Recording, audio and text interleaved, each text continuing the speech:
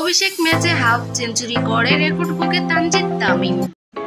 চট্টগ্রামে জহুর আহমেদ চৌধুরী স্টেডিয়ামে জিম্বাবুয়ের বিপক্ষে 5 ম্যাচের টি-20 সিরিজ শুরু হয়েছে।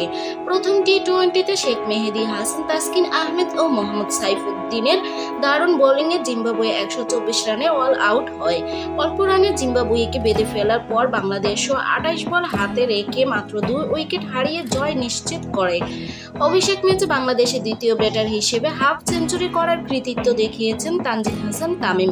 তবে বল হাতে জিম্বাবুয়েকে ধসিয়ে দিয়ে 3 উইকেট তুলে নেওয়ায় তাসকিন হয়েছেন ম্যাচ সেরা। সৌম্য সরকারকে বিশ্বকাপ দলে রাখতেই মূলত দল ঘোষণায় বিলম্ব করেছে বিসিবি।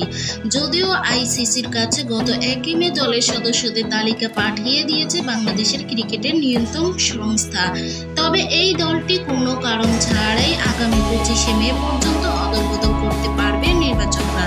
এই সুযোগটাই মূলত নিয়েছে বোর্ড।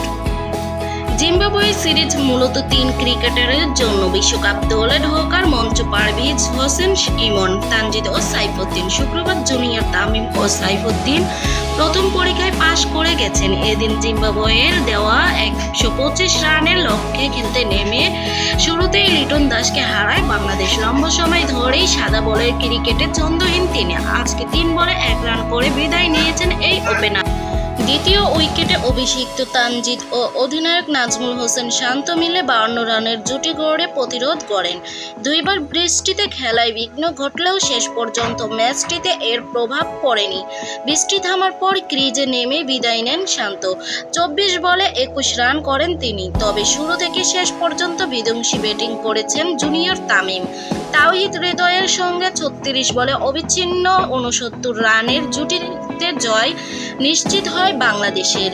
তানজিদ 66 ও হৃদয় 33 রানে অপরাজিত ছিলেন।